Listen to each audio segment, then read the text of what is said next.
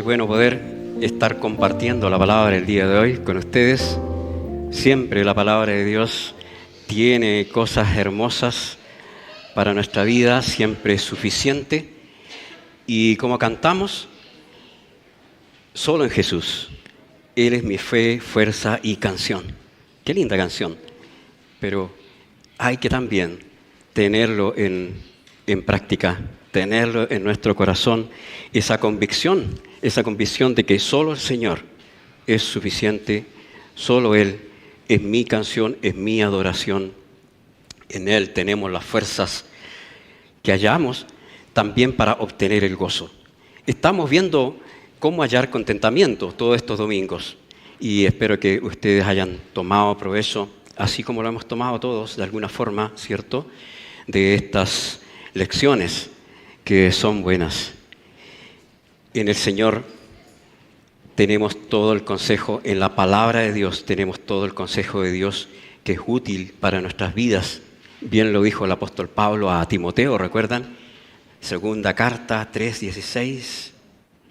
Toda la escritura es inspirada por Dios y es útil para redarguir, para enseñar, para corregir, para instruir en justicia. ¿Para qué? Para que el hombre de Dios sea perfecto, enteramente preparado para toda buena obra.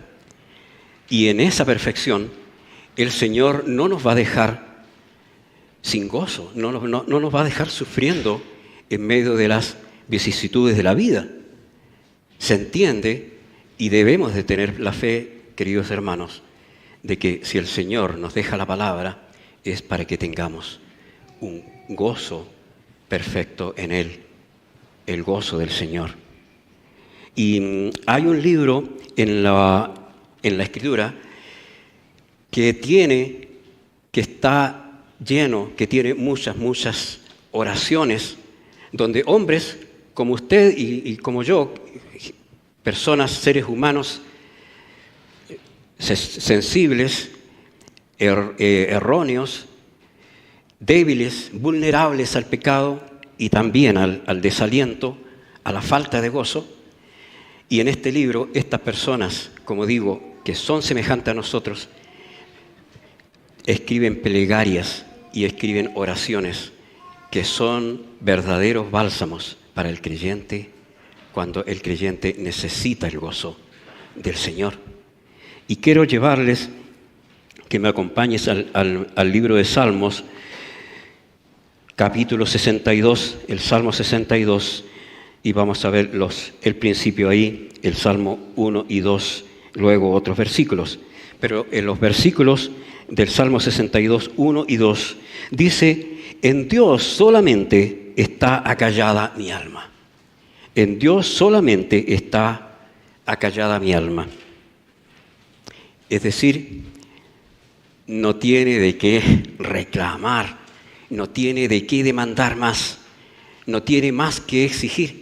Está satisfecha, está ahí reposada. De Él viene mi salvación. Y también esta convicción hermosa, gloriosa, la tiene el creyente que ha llegado a los pies del Señor. Si tú, amigo, que estás escuchando y no tienes esta convicción, bueno, la palabra de Dios invita continuamente al arrepentimiento, a reconocer que la sangre de Jesús es poderosa para perdonarnos, limpiarnos de toda maldad. Pero en este caso, queridos hermanos, la palabra de Dios viene a darnos refrigerio, viene a darnos convicción de que solamente en Dios está acallada nuestra alma, está satisfecha nuestra alma, está en reposo. Él es solamente mi roca y mi salvación, es mi refugio, no resbalaré mucho. Noten que, como decíamos, el salmista, un hombre vulnerable al pecado, un hombre como nosotros, sujeto a pasiones humanas, está diciendo y está considerando que él va a caer en algún momento, va a resbalar, pero dice: no resbalaré mucho. Tiene esa confianza porque va a estar cerca de su amado Señor, que lo va a rescatar, lo va a tomar de la mano. No sé si han visto, había una lámina muy hermosa tiempo atrás de una persona hundiéndose en las aguas, en unas aguas oscuras, en una tormenta. Y está hundiéndose y solamente tiene levantado un brazo. Y de ese brazo lo está tomando el Señor en el último momento. Y cuando menos pensamos, cuando esperamos en el Señor nos va a tomar del brazo, nos va a rescatar.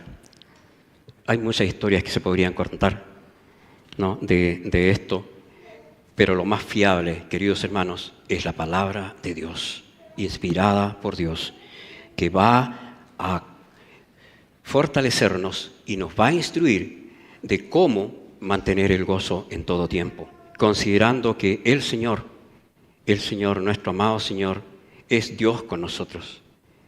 Él es Dios con nosotros. No es un maestro más, no es un hombre histórico, Él es Dios encarnado que se hizo hombre para venir a morir en la cruz y venir a rescatarnos del pecado. El verso 5 y 8 también de este salmo dice: alma mía, en Dios solamente reposa, porque de Él es mi esperanza. Él solamente es mi roca y mi salvación, es mi refugio. Y repite: no resbalaré. Quiero que vayamos también al libro de Juan, a ver algunos pasajes, el Evangelio de Juan, ¿ya? Y ahí vamos a ver al principio, el primer capítulo, también está hablando el evangelista del Señor. Y miren cómo presenta Juan a nuestro Señor Jesucristo. Juan 1:14 dice: y aquel verbo fue hecho carne y habitó entre nosotros, y vimos su gloria, gloria como del unigénito del Padre, lleno de gracia y de verdad. Mire, dice: y vimos su gloria, gloria como del unigénito del Padre, entre paréntesis. Pero continúe usted, haga la unión entre cuando dice: y habitó entre nosotros, lleno de gracia y de verdad, sin el paréntesis.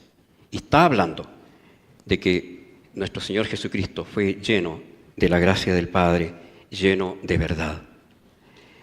Y si vamos después a los capítulos donde el Señor se está despidiendo de los discípulos, Él va a hablar de una unidad que hay con el Padre, luego lo vamos a repasar, y está diciendo que tú estás puesto en esa unión preciosa que hay entre Dios Padre y Dios Hijo y Dios Espíritu Santo. Tú estás ahí integrado, estás unido a Él, gozando y disfrutando de la gracia de Dios, que también te hace poderoso. Y no es que yo sea fuerte, sino que estando en Cristo soy poderoso para vencer el desaliento, el desánimo, la falta de gozo y todas esas falencias que me hacen caer y dudar de mi condición de creyente. Por tanto, Juan 1:14 dice que aquel verbo fue hecho carne, nuestro Señor habitó entre nosotros, es Dios con nosotros. Y el verso 15 dice: Juan dio testimonio de Él y clamó diciendo: este es de quien yo decía, el que viene después de mí es antes de mí, porque era primero que yo. Juan aquí se retira y queda para dejar toda la importancia, toda la preeminencia, todo el honor, darlo a nuestro Señor Jesús. Él es el Cordero de Dios que quita el pecado del mundo. Y luego dice en el verso 16: porque de su plenitud tomamos todos, y gracia sobre gracia. Hermanos, quiero que oremos y después vamos a seguir con el estudio, pero encomendar al Señor este estudio también, este breve tiempo que tendremos para estudiar la palabra de Dios. Padre Santo, te amamos, te honramos, te alabamos, sabiendo que fuimos predestinados para una vida gloriosa junto a ti. Padre, no somos nada sin tu presencia. No somos nada sin estar unidos a ti. Somos tan vulnerables que sin ti nada podemos hacer. Sin estar unidos a ti, no podemos hacer nada. Pero te alabamos sabiendo también que en tu gracia y en tu amor somos más que vencedores por medio de aquel que nos amó. Padre, enséñanos hoy a confiar de tal modo en tu palabra que ella pueda ser poderosa en nuestras vidas, de tal forma que, tomados de ella, con el poder de tu Santo Espíritu, podamos tener una vida plena de gozo, para dar cuenta que en ti hay victoria, que somos hijos de Dios, que han resucitado juntamente con Cristo. Gracias por tu palabra ahora y rogamos tu dirección, la de tu Santo Espíritu, conforme a la promesa, para que nos ayude a entender toda verdad. Oramos en Cristo Jesús. Amén. Amén. Bien, hermanos, cuando nuestra alma reposa en Dios, queridos hermanos, podemos confiar que cualquier situación, sea que pasemos, estaremos confiados, estaremos en paz. Como dice el salmista, puede mi alma reposar en Dios. Teniendo en cuenta el consejo de la palabra, como veíamos el domingo pasado, que la palabra de Dios es tan fundamental que no podemos estar sin ella. Es nuestro pan diario. Constantemente hemos de estar alimentándonos de la palabra. Pero si ya leí este libro, sí, pero hoy puede traer nuevo refrigerio, puede traer nueva voz de Dios para mi vida. Voy a estar constantemente asido de la palabra de vida y teniendo en cuenta en nuestra mente el consejo de Dios, que es útil para guiarme también.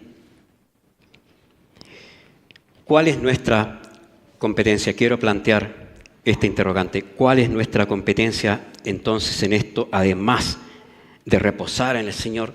¿Qué debemos de hacer confiados, viviendo en la gracia de Dios? ¿Qué podemos hacer para tener un gozo, una vida plena de gozo? Bueno, ustedes tienen en sus apuntes ahí el primer punto es cosas que sacar. Tenemos que limpiar la casa, tenemos que ordenar cuando queremos construir.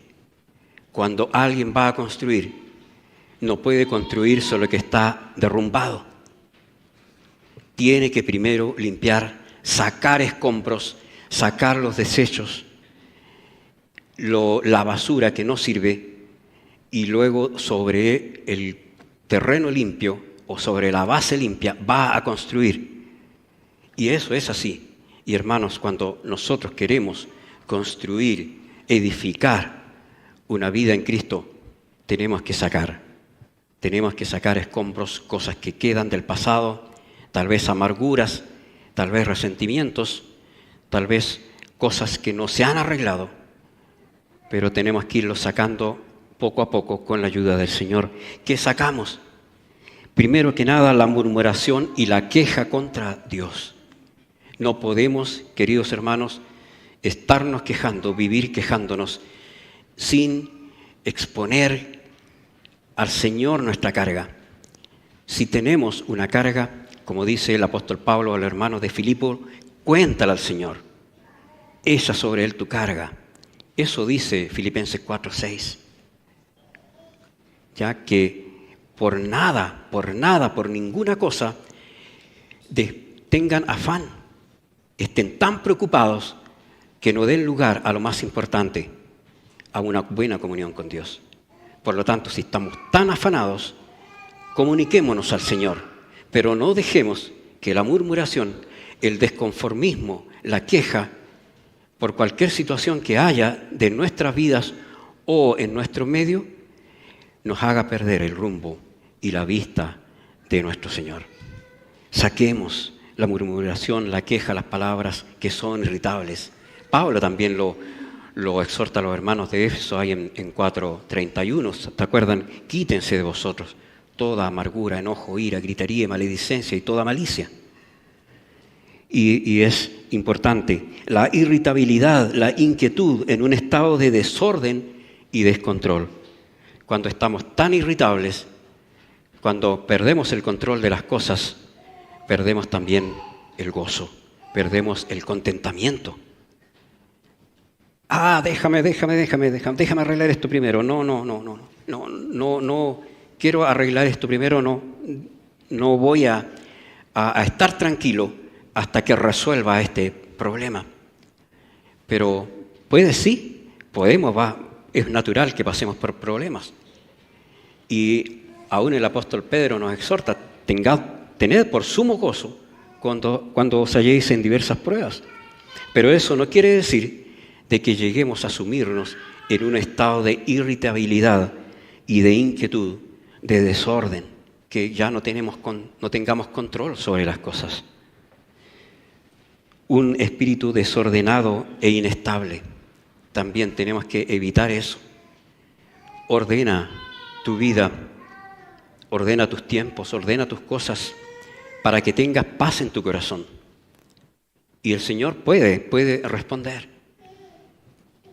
Es algo que no es muy imposible.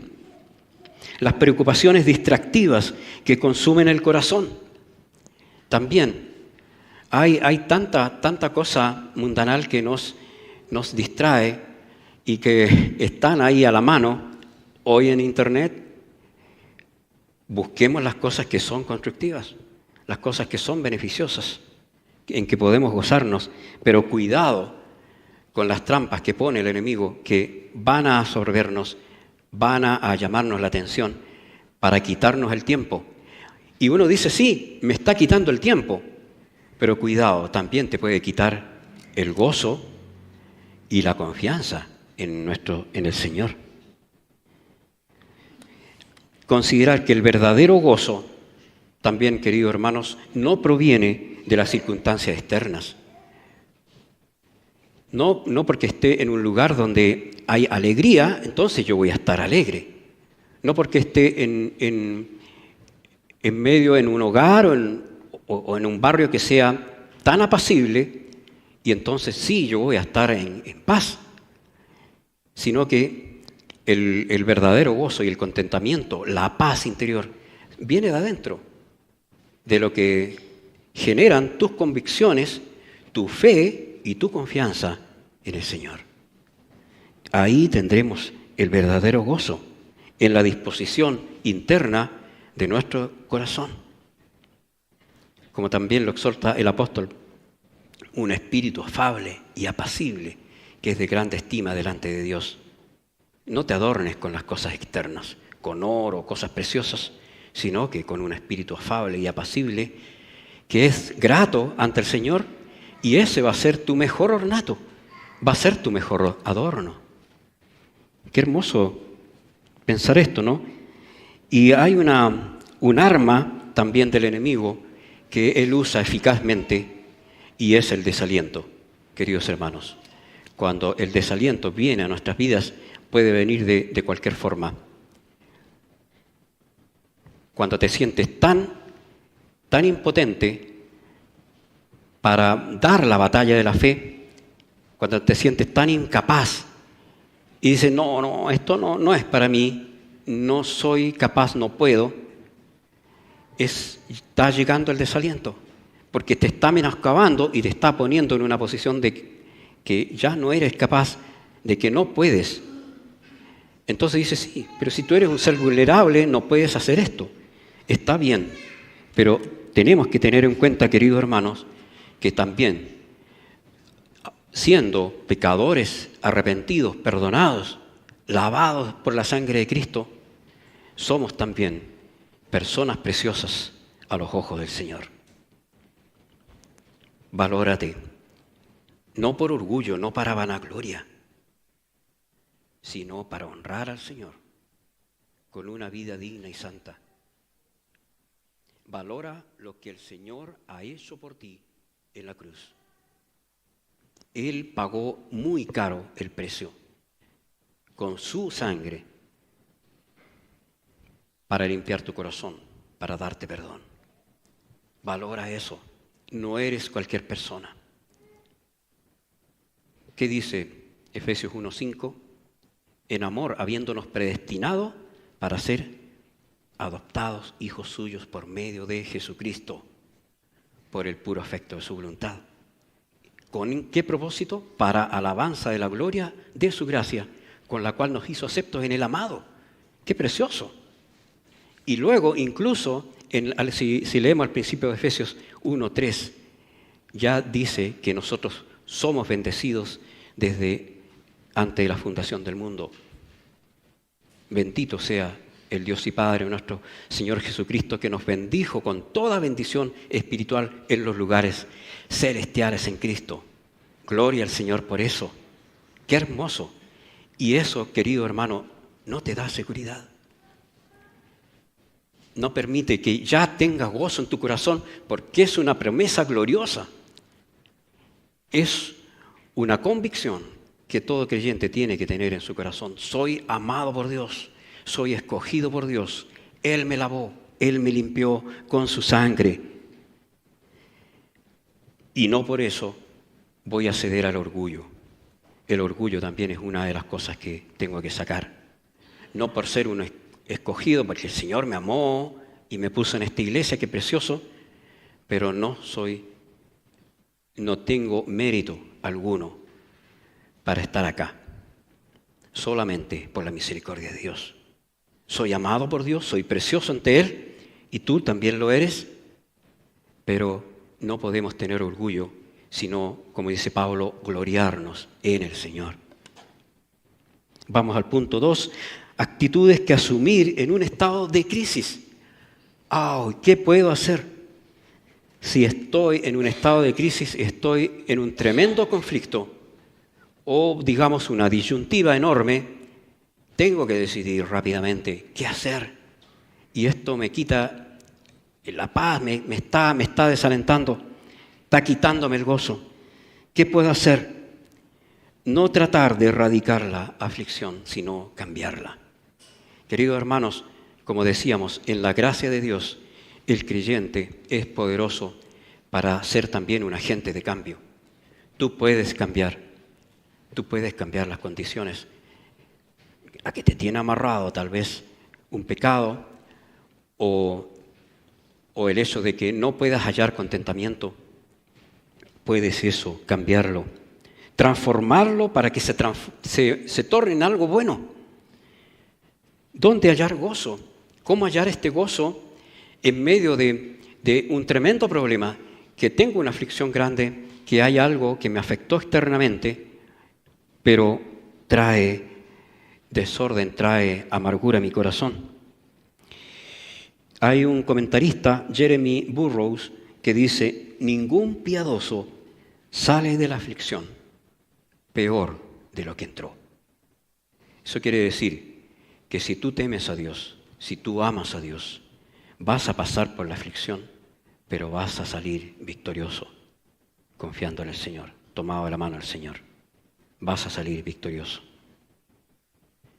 Martín Lutero escribe en un comentario de Gálatas 5:17, que habla de la lucha del creyente con la carne, y dice así: el cristiano se vuelve un poderoso obrero y un excelente creador, porque produce gozo a partir de la pesadez, consuelo a partir del terror, justicia a partir del pecado y vida a partir de la muerte.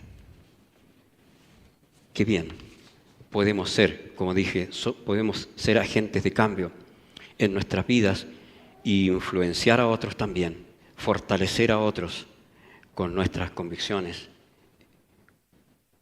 por gracia de Dios, con lo que el Señor está haciendo en nuestras vidas. ¿Será tan difícil? ¿Será solo teoría? Tenemos testimonio en nuestras vidas, ¿cierto? Y también en las Escrituras, que vamos a ver luego sobre todo lo que puede hacer el Señor con nosotros. Hay, sobre todo, si nosotros vamos a lo que es la iglesia perseguida, queridos hermanos, hoy hay páginas en el reverso del boletín, en la última página, hay unas notas misioneras que se le entregan a ustedes todos los domingos, y hay una página ahí en puertasabiertas.org, ahí está anotada, Y ustedes ahí pueden encontrar testimonios poderosos de gente que vive en tremendas aflicciones. El otro día compartía una de las hermanas de misiones que toda una familia fue echada de su casa y de sus tierras por servir a Cristo, por su fe en Cristo. Y hay tremendos testimonios de gente que en medio de grandes adversidades halla el gozo en su corazón y alaba a Dios, incluso. Eso me cuesta entenderlo, pero es así. Personas que viven en la adversidad, pero que conllevan esta adversidad con gozo. El Señor Jesús, nuestro amado Señor, nos dejó en este mundo y Él mismo oró al Padre diciendo: no ruego que los quites del mundo, sino que los guardes del mal. Él quiso dejarnos, ¿cierto? Y que nosotros permaneciéramos en medio de un mundo contaminado con tanto pecado, pero su promesa es de que nos va a guardar del mal. Y así tantas promesas. Yo estoy con vosotros todos los días hasta el fin del mundo, dijo también el Señor. El buen creyente, queridos hermanos, saca luz de las tinieblas. Tiene también esa capacidad por la gracia de Dios. ¿Cómo? Somos, hermanos, copartícipes de la naturaleza divina de Cristo. Recuerden que la palabra de Dios dice que nosotros tenemos la mente de Cristo y también podemos tener un corazón conforme a Él, donde habita el Espíritu Santo de Dios. Entonces, ¿cómo no nos vamos a parecer a Cristo? Tenemos que, ya compartimos algo de la naturaleza del Señor cuando fuimos salvos, pero poco a poco, el Señor va a ir haciendo una obra en nosotros, nos va a ir transformando para que podamos realmente ser luz, o digamos pequeñas luces, en un mundo corrompido de tinieblas. ¿Cómo es esto? Que podemos mostrar la luz de Cristo a otros. No es que la luz sea propia de nosotros, pero el creyente, estando en Cristo, es un hijo de luz. Va, como dice Pablo también a los hermanos de Éfeso: vosotros sois luz en el Señor, andad como hijos de luz. Y andando como hijos de luz, confiados en el Señor, vamos a poder vencer el bien y el mal. Miren Romanos 12:21 lo que dice. Romanos 12:21. No seas vencido de lo malo, sino vence con el bien y el mal. Qué cortito, ¿eh? Qué cortito y qué simple. Pero, oiga, ¿vamos a cumplir esto? Ahí se me complica realmente porque, claro, puedo sustraerme de lo malo, pero vencer lo malo, hacer luz donde hay corrupción, hacer luz donde hay pecado, cuesta. Es complicado, pero no es imposible. No podemos ser vencidos de lo malo, hermanos, sino vencer con el bien el mal, para que podamos también tener un gozo bueno en el Señor. Pareciera esto sencillo, fácil de expresar, pero fíjense, si vamos ahí a revisar un poquito más, en Romanos 12, y vamos a ir al verso 14, hay algunos consejos. Y está diciendo Pablo cómo vencer. Cómo no ser vencido de lo malo, sino vencer con el bien el mal. Miren el verso 14, bendecid a los que os persiguen, bendecid y no maldigáis. Ya esto cuesta. Qué complicado.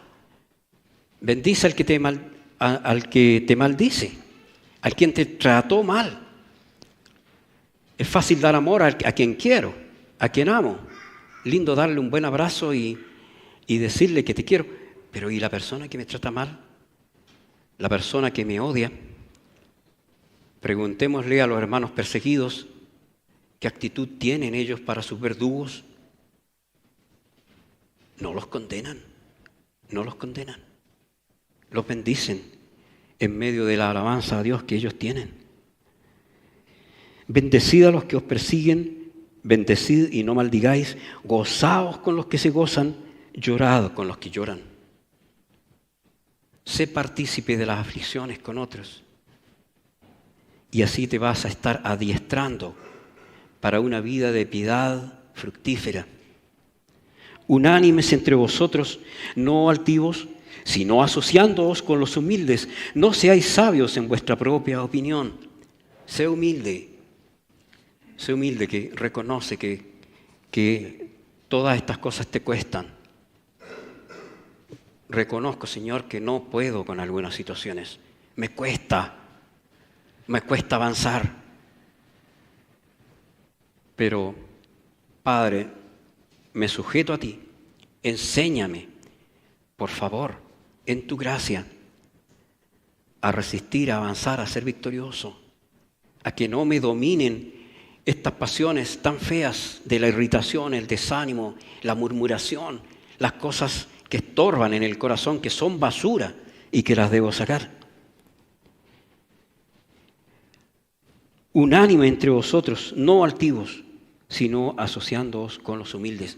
Cuando somos todos humildes, hermanos, yo tengo la confianza de confiar a mis hermanos mis cargas y decirle, oye, ayúdame a orar, porque esta situación me está costando.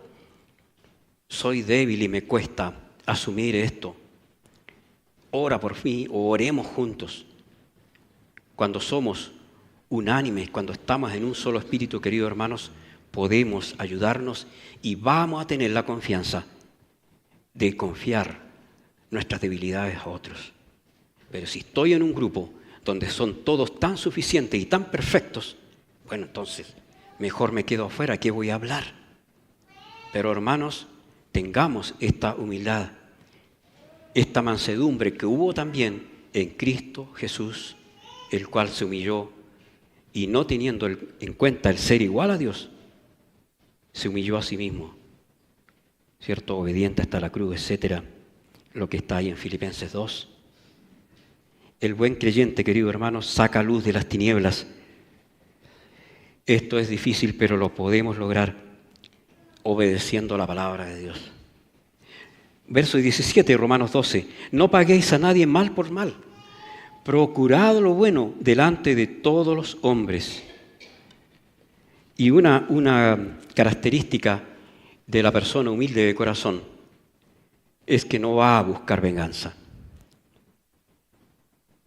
El Señor también fue humilde. El Señor no buscó jamás venganza sobre sus enemigos, sobre los que estaban murmurando contra Él mientras Él hacía milagros. El Señor no se vengó de ellos. No vino fuego del cielo, ni fueron despedazados por osos, nada de eso. El Señor los perdonó y fue tolerante. Tenemos que tener humildad, y cuando tenemos humildad, queridos hermanos, tenemos también tolerancia, tenemos perdón, y no vamos a buscar el mal para quien ha traído sobre nosotros el mal. Podemos incluso sorprender a otros, y es así, cuando tú devuelves a una persona el dinero que te dio de más, cuando tú das una palabra de bendición a la persona que te habló con garabatos, cuando tú tienes una actitud amable, cariñosa sobre una persona ruda contigo, bueno, ¿de dónde salió esta persona? Y nosotros podemos dar testimonio de que sí, el Señor hace las obras en mí. No soy yo del que pueda emanar completamente esta actitud, sino que el gozo que el Señor ha puesto en mí, el amor que el Señor ha puesto en mí, puede hacerme actuar de esa forma. Que ninguna de estas situaciones, queridos hermanos, de pecado, de maldad que puedan agredirnos en la vida diaria, un engaño, una estafa del que podamos ser víctima, una agresión que pueda quitarme el gozo, siempre recordar que siendo un hijo de Dios, también soy llamado un hijo de luz. Y el Señor dijo, vosotros sois la luz del mundo. Lo dijo nuestro Señor, y Él es la luz del mundo. Él es la luz del mundo. El que me sigue no andará en tinieblas, sino que será la luz de la vida. Hay un hecho de que, y que nos da evidencia de que podemos ser agentes de cambio en medio de la aflicción. Hay un testimonio en los años 80 de una hermana en China que fue llevada a prisión. Fue llevada a prisión y los guardias dijeron, vamos a poner a esta mujer en la parte más humillante de la prisión para que aprenda a hablar de ese Cristo. No sé. ¿Y saben lo que hicieron hacer esta mujer? La pusieron a sacar los desechos de todas las celdas de los presos todas las mañanas. Y esta hermana dijo, amén, gloria al Señor, porque ahora me voy a gozar compartiendo el Evangelio de Cristo con los prisioneros. Y fue un gozo para esa mujer cada mañana ir a sacar los desechos de las celdas en la prisión para poder compartir el Evangelio con los prisioneros. Podemos ser agentes de cambio. Lo que para esta misionera podía haber sido una frustración, un castigo, ella lo cambió en bendición. Lo cambió en bendición.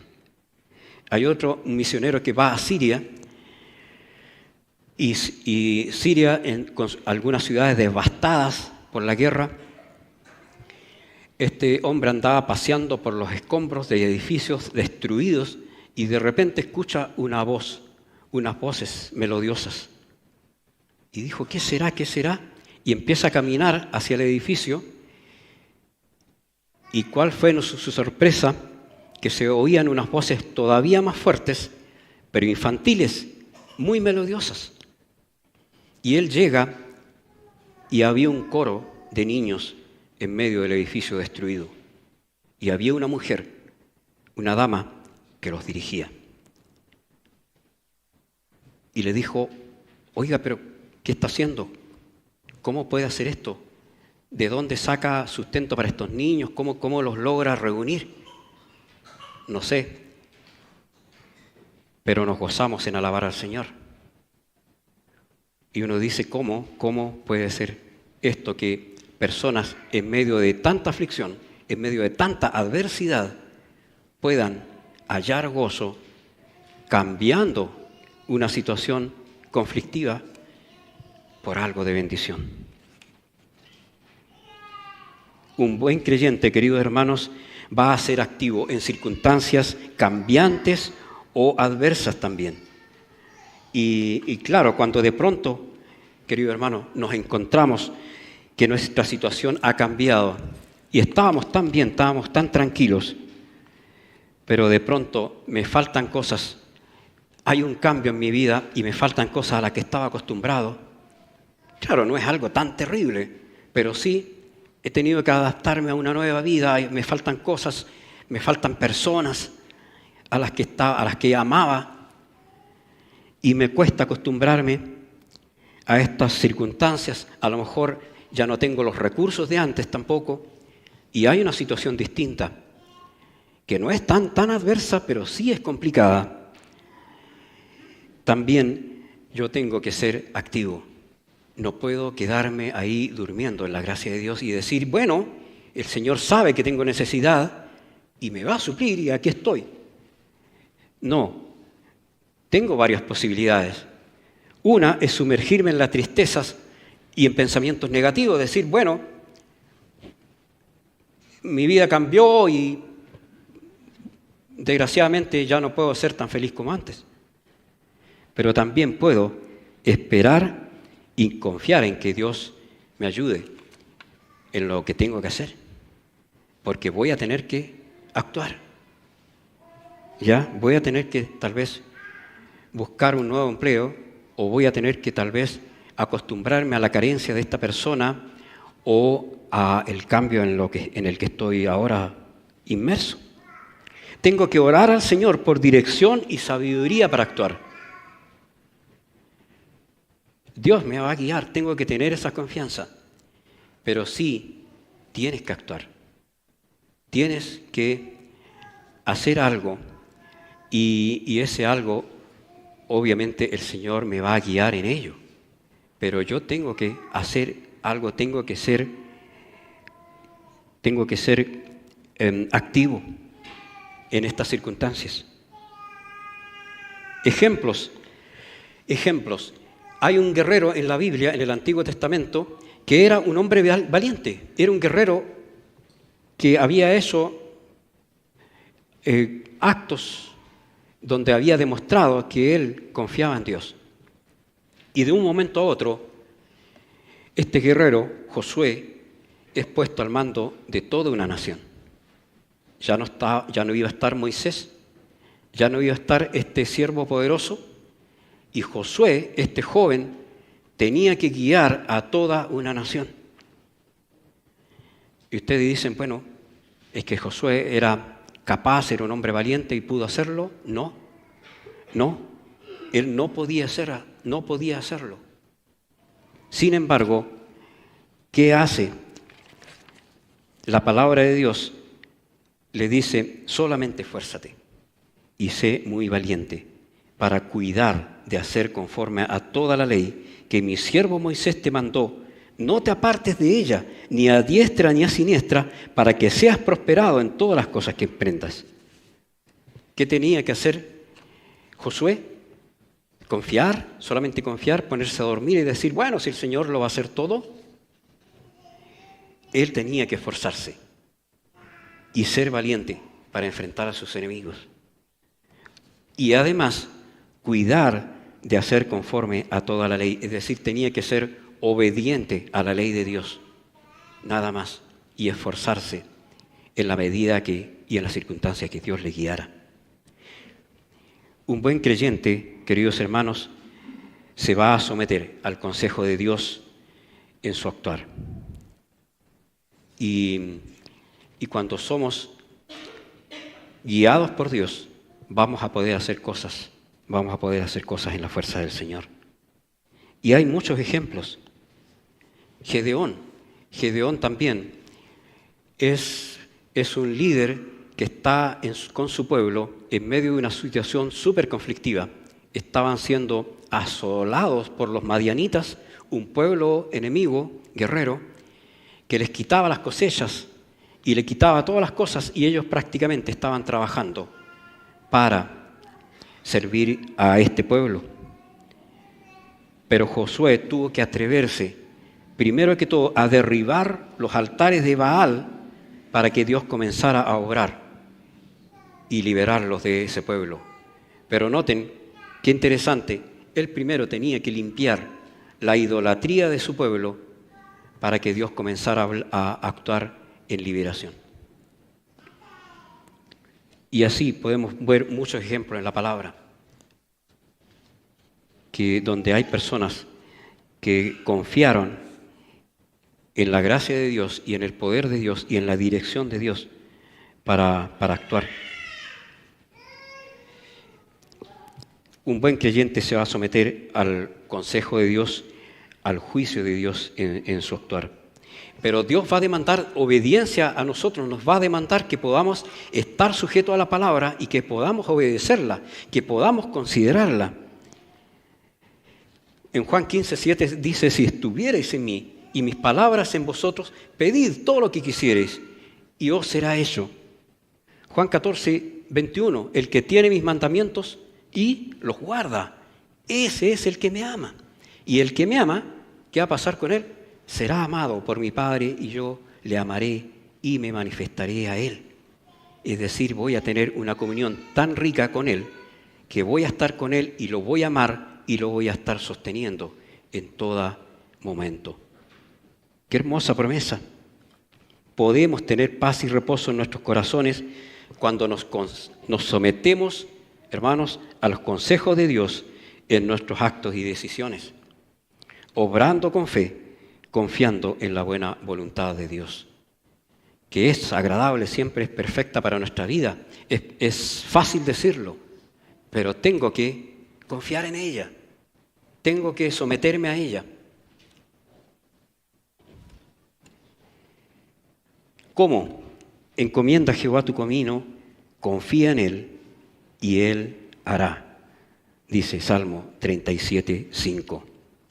Fíjate que el salmista dice, encomienda a Jehová tu camino, lo que tú estás andando, lo que tú estás viviendo, vívelo en la gracia de Dios, pero no conforme a lo que tú quieras hacer, lo que se me ocurrió hacer, sino teniendo la convicción de que estoy siendo guiado por Dios y por su palabra. Y ahí, hermanos, hay también un pequeño conflicto. Nos cuesta confiar en esa gracia. O bien, a veces confiamos demasiado y descansamos y dormimos en esa gracia y pensamos que el Señor lo va a hacer todo, sin que nosotros tengamos que esforzarnos.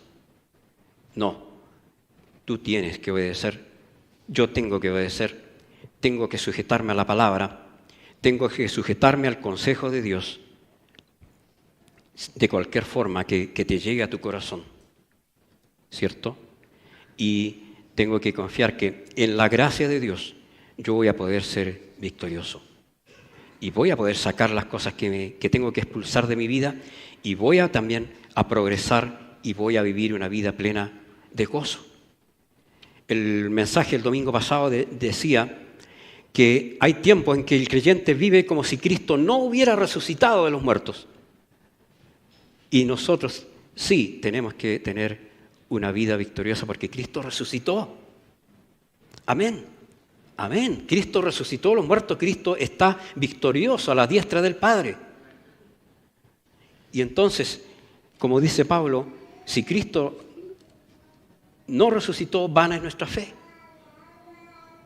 Pero si Cristo resucitó y vive y está a la diestra del Padre intercediendo por nosotros, ¿cómo hermanos nos vamos a vivir una vida decorosa, una vida en santidad para con el Señor? ¿Saben cuál es la primera meta del creyente? Lo oíamos con los hermanos del grupo de alabanza en el devocional en la mañana.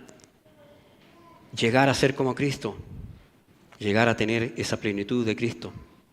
Y Pablo dice, no que lo haya alcanzado ya, ni que ya sea perfecto, pero prosigo, sigo adelante, sigo dándole, sigo forzándome, sigo haciendo el empeño en la gracia de Dios, hasta que el Señor me lleve o hasta que el Señor venga. Y esa es la confianza. El Señor va, y estaba Pablo también persuadido de esto, que lo que Él comenzó, el Señor en nosotros, lo va a perfeccionar hasta el día de Jesucristo. Pero tengo que vivir confiado y amparado en lo que hace nuestro Señor. Último punto, el creyente vive bajo el amparo de la bendición de Dios. Para los hijos amados de Dios, queridos hermanos, todo se tornará en bendición. Suena precioso también. Oye, todo va a ser de bendición. Ah, perfecto. Pero ¿cómo lo vivimos? Romanos 8:28 dice, y sabemos que a los que aman a Dios, todas las cosas les ayudan a bien.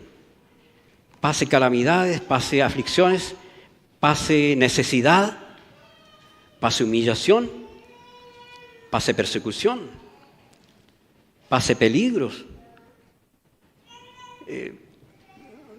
no sé, cualquier cosa que pueda atemorizarme, estoy en el amor de Dios. Porque amo al Señor, Él también me ama y me considera como un hijo especial para Él, que tiene acá en el hueco de su mano. Salmo 25:10. Todas las sendas de Jehová son misericordia y verdad para los que guardan su pacto y sus testimonios. Queridos hermanos, si hay una meta en el creyente, yo creo que la primera es llegar a ser un varón o una dama a la imagen de Cristo. Y creo que la segunda meta es nuestra santificación, de tal forma de que yo pueda dar honor y gloria con mi vida, con mis actos, con una vida plena de gozo a quien me amó, que pueda dar gloria y honra al que me ha amado, al que pagó con su sangre en el madero mis pecados, quien llevó en su cuerpo sobre el madero mis pecados, para que, estando muerto a la justicia, pudiera ser perdonado, vivificado. El creyente vive bajo el amparo y la bendición de Dios, porque es amado de Dios, y todo lo que va a pasar, todo lo que Dios va a permitir que viva, va a poder ser tornado en bendición, en edificación.